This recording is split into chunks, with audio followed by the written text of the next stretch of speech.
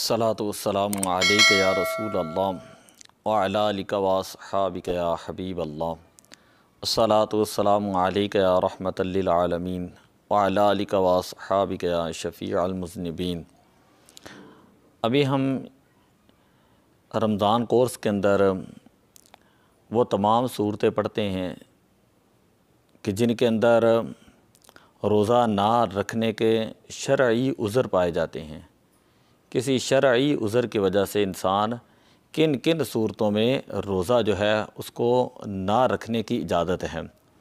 پہلی صورت یہ ہے کہ ومن کان منکم مریضاً، کہ جو شخص بیمار ہو تو اسے شریعت کے اندر روزہ چھوڑنے کی اجازت ہے۔ بیماری کے اندر ایسی بیماری مراد ہے کہ جس میں وہ مبتلا ہوگا، اس کی بیماری جو ہے وہ بڑھ جائے گی اور اس کے اندر ایک طرح کی شدت پیدا ہو جائے گی، یا سال ہر سال سے وہ بیمار تھا، اب وہ روزے کی طاقت نہیں رکھتا، بیماری میں ہے،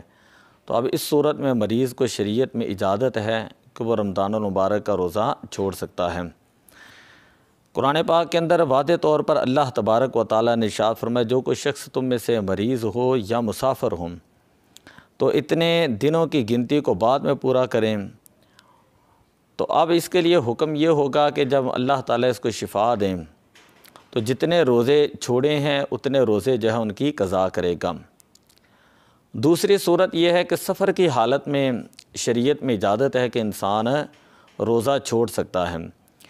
او علی سفر فعدۃ من ایام اخر، کہ جو تم میں سے مسافر ہوں وہ باقی دنوں کے اندر جو ہے وہ روزہ رکھے گا۔ حدیث پاک کے اندر آتا ہے، حضرت کعب بن عاصم رضی اللہ تعالیٰ عنہ سے مروی ہے، فرماتے ہیں حضور علیہ الصلاۃ والسلام نے ارشاد فرمایا، لیس من البر الصیام فی السفر، کہ سفر میں روزہ رکھنا کوئی بلائی نہیں ہے، ابن ماجہ۔ اور حضرت عبداللہ بن عمر رضی اللہ تعالیٰ عنہ سے مروی ہیں یہی الفاظ، لیس من البر الصیام فی السفر۔ حضرت جابر بن عبداللہ رضی اللہ تعالیٰ عنہ سے مروی ہے، فرماتے ہیں حضور علیہ الصلاۃ والسلام نے ایک شخص کو دیکھا، یظل علیہ والزحام علیہ، جس کے اوپر سایہ کیا گیا ہے اور لوگ جو ہے اس کے پاس ارد گرد ایک بھیڑ کی صورت میں جمع ہیں۔ آپ صلی اللہ علیہ وسلم نے پوچھا تو بتایا کہ یہ مسافر ہے اور اس نے روزہ رکھا ہوا تھا، برداشت نہیں ہو سکا جس کی وجہ سے یہ حالت ہو گئی۔ تو آپ صلی اللہ علیہ وسلم نے ارشاد فرمایا کہ دوران سفر روزہ رکھنے میں بلائی نہیں ہے۔ ایک روایت کے الفاظ یہ ہیں کہ صائم رمضان فی السفر کالمفطر فی الحضر، سفر میں روزہ رکھنے والا ایسے ہی ہے جیسے حضر میں افطار کرنے والا ہوتا ہے، جیسے حضر میں افطار کرنے والا۔ تو مسافر کو جو ہے وہ سفر کے اندر درپیش مشکلات کی وجہ سے یہ شریعت نے اجازت دی ہے، اگر وہ تکلیف برداشت نہیں کر سکتا تو وہ روزہ جو ہے وہ چھوڑ سکتا ہے اور باقی دنوں کے اندر وہ روزہ رکھے گا۔ یہ پہلے دور کے اندر جب سفر کیا جاتا انتہائی مشکل ترین سفر ہوتا، لیکن آج کے دور کے اندر جہازوں کے اندر، ریلوے کے اندر اور بڑے بڑے یعنی سہولت کے ساتھ سفر کیا جا سکتا ہے۔ تو لہذا اگر کوئی بندہ یعنی شریعت کے دو پہلو ہوتے ہیں، ایک ہوتا ہے رخصت کا پہلو اور ایک ہوتا ہے عزیمت کا پہلو۔ تو انسان کو رخصت اگرچہ شریعت کے اندر ہے لیکن اس کے باوجود بھی انسان اگر جو ہے وہ عزیمت کے پہلو پر عمل کرتا ہے تو یہ ایک بہت بڑا جو ہے اس کے لیے جو ہے وہ اجر والی بات ہوگی۔ اسی طرح تیسری صورت یہ ہے روزہ نہ رکھنے کا شرعی عذر، دودھ پلانا، کہ شیر خوار بچے کو عورت اپنا دودھ پلا رہی ہیں اور اب شریعت نے اس کو اجازت دی ہے کہ وہ روزہ نہ رکھیں۔ اسی طرح جس طرح ایک حاملہ عورت کو روزہ نہ رکھنا جائز ہے، اسی طرح دودھ پلانے والی عورت کو روزہ نہ رکھنا جائز ہے، خواہ اس کا اپنا بچہ ہو یا کسی کا بچہ ہو اور یہ کرائے کے اوپر جو ہے وہ دودھ پلا رہی ہوں۔ حضرت انس بن مالک رضی اللہ تعالیٰ عنہ سے روایت ہے، فرماتے ہیں کہ میں حضور علیہ الصلاۃ والسلام کی خدمت اقدس میں حاضر ہوا، فقال له النبی صلی اللہ علیہ وسلم حلم الی الغداۃ، حضور علیہ الصلاۃ والسلام کا جو ہے وہ دن کا کھانا تناول فرما رہے تھے۔ فقال انی صائم، حضرت انس بن مالک رضی اللہ تعالیٰ عنہ عرض کرتے ہیں یا رسول اللہ میں روزے سے ہوں۔ فقال له النبی صلی اللہ علیہ وسلم،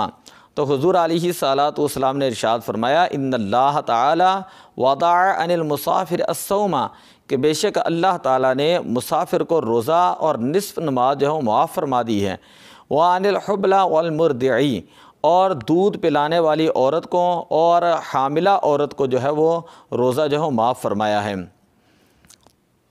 لیکن اس صورت میں مسافر کے اوپر بھی قضا لازم ہے، اور دودھ پلانے والی ہے یا حاملہ عورت ہے وہ باقی دنوں کے اندر جو ہے وہ روزہ رکھتی ہیں۔ بے شمار احادیث ہیں جن کے اندر جو ہے یہ واضح طور پر موجود ہے کہ دودھ پلانے والی عورت جو ہے اگر اس کی جان کو خطرہ ہے، کمزوری ہے، تو اب یہ ہے کہ وہ روزہ چھوڑ سکتی ہے۔ حاملہ عورت، حمل والی عورت کے لیے یہ رعایت ہے، وہ حمل کی وجہ سے روزہ نہ رکھیں، کیونکہ حاملہ عورت اگر اپنی یا اپنے بچے کی جان کا اسے خطرہ ہے یا نقصان کا خطرہ ہے یا عقل میں فطور آنے کا اندیشہ ہو سکتا ہے، تو اب اس صورت میں شریعت نے یہ کہا ہے کہ دماغی جسمانی کمزوری سے بچنے کے لیے حاملہ عورت کو یہ اجازت دی ہے شریعت نے کہ وہ روزہ چھوڑ سکتی ہے، یہ شرعی اس کا عذر ہوگا۔ وہی روایت ہے حضرت انس بن مالک رضی اللہ تعالیٰ عنہ والی جو پہلے پڑھی گئی ہے کہ رسول پاک صلی اللہ علیہ وسلم نے حاملہ کے لیے جسے اپنی جان کا خطرہ ہو افطار کی اجازت دی ہے۔ اسی طرح دودھ پلانے والی کے لیے اگر اسے اپنے یا اپنے بچے کی جان کا خطرہ ہو، ابن ماجہ کی روایت ہے۔ بے شمار احادیث کے اندر، نسائی شریف کے اندر جو احادیث موجود ہیں کہ حاملہ عورت کو روزہ جو ہے وہ چھوڑنے کی شریعت کے اندر مکمل اجازت ہے۔ پانچویں صورت یہ ہے کہ حید و نفاس والی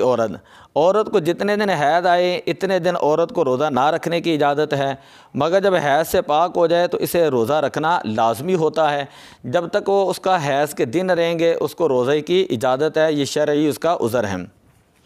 حیض کی حالت میں جتنے روزے جو ہیں اس کے رہ جاتے ہیں باقی دنوں کے اندر ان کی جو ہے وہ قضا کرے گی۔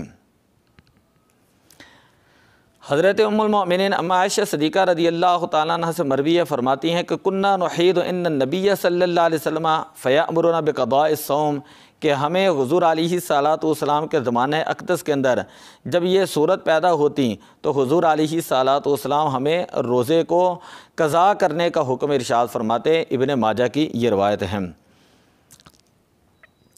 اسی طرح چھٹی صورت شرعی عذر کی کہ جس میں آپ روزہ چھوڑ سکتے ہیں وہ ہے ضعیف العمری اور ناتوانی۔ بڑھاپا اور انتہائی جسمانی کمزوری انسان میں پیدا ہو جائیں تو یہ بھی ایک شرعی عذر ہے، اس وجہ سے بھی رمضان کا روزہ چھوڑ سکتے ہیں۔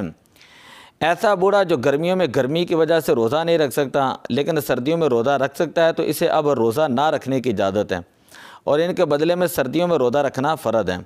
وعلی الذین یطیقونہ فدیۃ طعام مسکین، یعنی جن لوگوں کو بیماری میں روزہ رکھنے سے تکلیف ہو انہیں چاہیے کہ وہ ایک مسکین کو کھانا کھلائیں، اور اگر کوئی دوسرا مسکین ہے تو اس کو دوسرے نمبر پر کھانا کھلائیں۔ تاہم روزہ رکھنا بہتر ہے، یہ آیت منسوخ نہیں بلکہ اس شخص کے لیے ہے جو روزے کی طاقت نہیں رکھتا، جیسے کمزور ہے، ضعیف ہے، ناتواں ہے، جس سے نقصان پہنچتا ہے، یا بیماری جس سے وہ تندرستی نہیں پا سکتا۔ یعنی یہ جو آیہ مبارکہ وعلی الذین یطیقونہ فدیۃ طعام مسکین، اس آیہ مبارکہ کے اندر واضح طور پر موجود ہے کہ جو کمزور ہیں، ضعیف ہیں لوگ، اب ناتواں لوگ ہیں، اگر وہ روزہ جو ہے وہ چھوڑ دیتے ہیں تو شریعت میں ان کے لیے جو ہے یہ اجازت ہے، اور اس کے بدلے میں بعد میں وہ فدیہ دیں گے۔ فدیے کے الگ مسائل ہم الگ طور پر جو ہے وہ بیان کریں گے۔ ساتویں صورت یہ ہے کہ جہاد۔ حضرت ابو درداء رضی اللہ تعالیٰ عنہ بیان کرتے ہیں کہ لقد رأیتنا مع رسول اللہ صلی اللہ علیہ وسلم فی بعض اسفارہ فی اليوم، کہ ہم نے سخت ترین گرمیوں کے اندر حضور علیہ الصلاۃ والسلام کے ساتھ سفر کیا کہ وَإِنَّ الرَّجُلَ لَيَضَعُ يَدَهُ عَلَى رَأْسِهِ مِنْ شِدَّةِ الْحَرِّ، حتیٰ کہ لوگ گرمی کی شدت سے اپنے سر پکڑ کر بیٹھنے لگے، لیکن لشکر میں سوائے رسول اللہ صلی اللہ علیہ وسلم اور حضرت عبداللہ بن رواحہ رضی اللہ تعالیٰ عنہ کے کسی نے روزہ نہ رکھا۔ تو جہاد کے اندر روزہ چھوڑنے کی اجازت ہے۔ بعض ایسے بھی لوگ تھے کہ جو جہاد اس انداز کے اندر کرتے کہ روزہ رکھ کر جہاد کرتے ہیں کہ پتہ نہیں بعد میں موقع ملے گا یا نہیں ملے گا، لیکن بہرکیف جنگ کی شدت کی وجہ سے یہ شریعت کے اندر پہلو رخصت کا موجود ہیں۔ میں نے آپ سے کہا کہ ہر قاعدے کے اندر دو چیزیں ہوتی ہیں، رخصت کا پہلو اور عزیمت کا پہلو، کہ اگر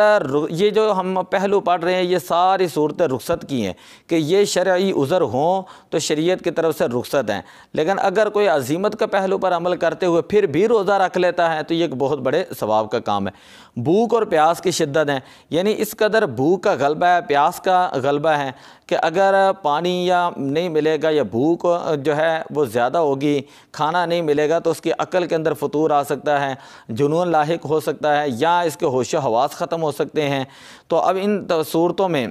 لازم ہے کہ وہ شخص جو ہے وہ روزہ چھوڑ سکتا ہے، لیکن اگر وہ روزہ رکھے گا تو لیکن یہاں پر تو حال یہ ہے کہ جو بڑے بڑے نوجوان ہیں، صحیح صحت مند ہیں، پھر بھی اس کے باوجود جو ہے وہ روزہ نہیں رکھتے ہیں۔ اسی طرح 9ویں صورت یہ ہے کہ جبر و اکراہ، اگر کسی شخص نے یعنی کوئی شخص روزہ نہ رکھنے پر مجبور کیا جائے تو اس کو بھی شریعت کے اندر اجازت ہے، رخصت ہے کہ وہ روزہ چھوڑ سکتا ہے۔ اسی طرح کسی کے جان کا خطرہ ہے اور کوئی اس کے اوپر زبردستی کر رہا ہے اور اس کے منہ کے اندر کوئی چیز ڈال رہا ہے یا اس کے کوئی عضو کاٹ دے گا، وہی زبر اکراہ کا مطلب ہی ہوتا ہے کہ جس کو مجبور کیا جائے، کہ جس عورت کو مجبور کر دیا جائے، مرد کو مجبور کر دیا جائے اور ان کی جان کو خطرہ ہو تو اب ان کے لیے جائز ہے کہ وہ روزہ جو ہے وہ چھوڑ سکتے ہیں۔ جنون کا طاری ہونا، جنون کہا جاتا ہے کہ روزہ دار پر جب کسی بھی وقت جنون طاری ہو جائیں، خواہ تھوڑے ہی وقت کے لیے ہوں، تو اس کا روزہ صحیح نہ ہوگا اور نہ ہی اس پر روزہ جو ہے واجب ہے، نہ اس کی قضا واجب ہوگی۔ یہ جنون کے بارے میں ہے، یہ جو ہے وہ مسئلہ جنون کے بارے میں بیان کیا گیا۔ بے ہوشی کی حالت، اگر کسی پر روزے میں بے ہوشی طاری ہو جائیں اور کئی دن تک یہی حالت رہے تو اس حالت میں جتنے دن آئیں گے ان کی قضا واجب ہوگی۔ البتہ جس رات میں بے ہوشی طاری ہوئی ہے،